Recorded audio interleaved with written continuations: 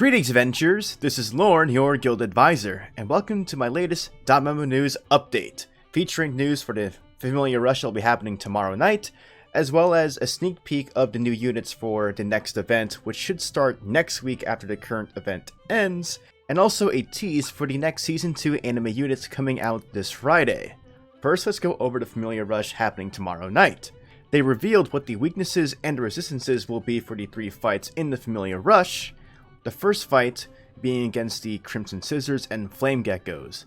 Both the Crimson Scissors and Flame Geckos will have a 50% weakness to water element, and a 50% resistance to fire, and a 30% resistance to physical attacks.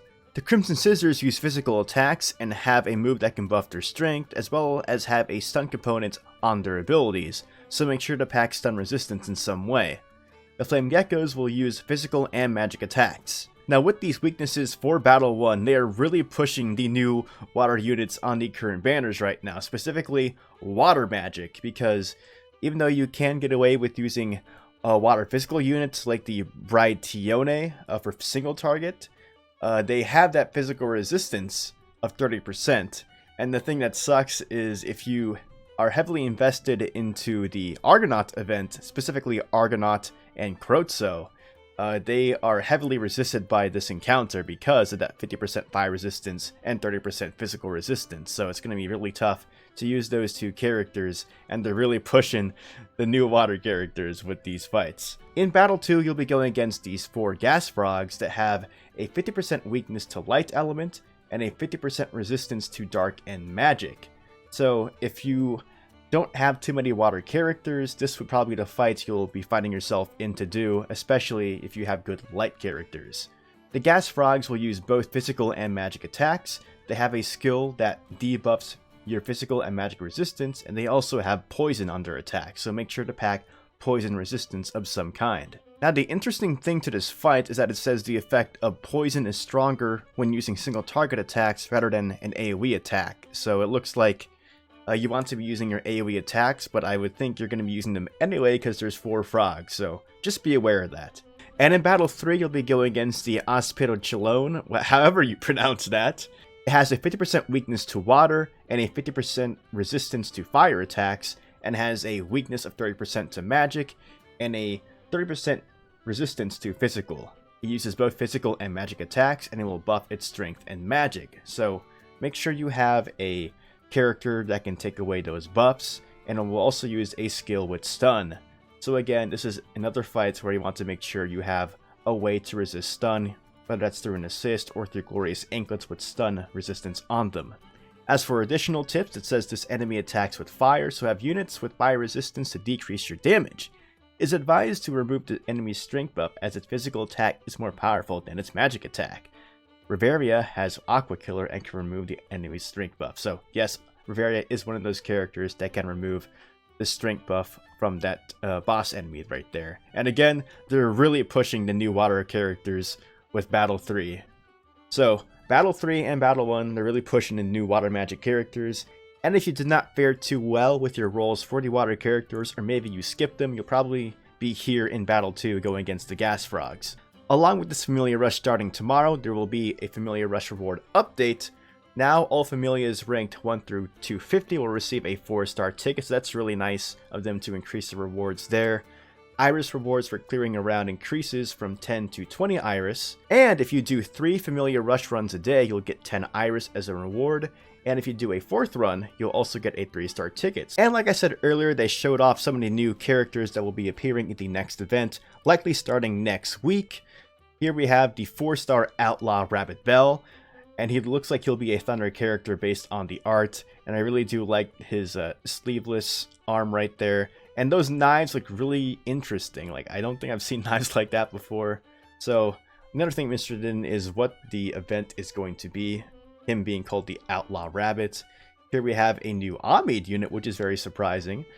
4-star temporary healer Amid, to be specific. So it looks like she'll be a healer once again, but that's a really big staff. And based on the coloring here, it looks like she'll be a wind element character. He also previewed the 4-star Lawful Judge Osfi. Because there's no weapon in the art here, it looks like she might be an assist character, which is kind of unfortunate because we know that Osfi is a level 4 in Danmachi, but regardless of that, she does have very nice art, very nice legs here in the art, and I know someone in my Familia appreciates this art very much. And then we have the 4-star Dungeon Waitress Lunar. So Lunar finally gets a new unit. It's been quite some time, almost a year, since our first Lunar was introduced in last September during the second part of episode Ryu.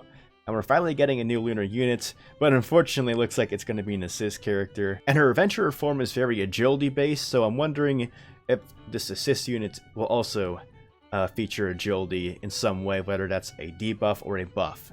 And they'll be really good for people that lack agility assist, if that is the case. But regardless of that, I really like the art. Her goggles are interesting right there, and I'm very curious on what this event story is going to be. Like, I kind of feel like there's a Western twist regarding this event. And we also have a tease of another character right here. It says it's the main character for the actual story, so this is probably going to be a unit as well.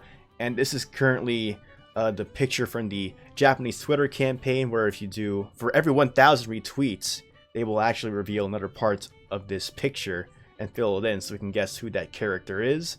Of the characters that can use axes, which is what that character is holding, like, on the technical side of things, the characters that can use axes in DanMemo, and who could be this character, because I'm assuming this is a guy based on the build I see, it can only be Oka or Mord, but based on like the fur coat, I'm thinking it could be Bet, but he doesn't use axes in DanMemo, so and maybe I'm just wrong, completely wrong, and it's not any of those three characters. But I'm very interested to see who this character could be, and of course what this event entails, because it really does feel like a Western kind of tale based on this wanted poster and then based on the art of these characters.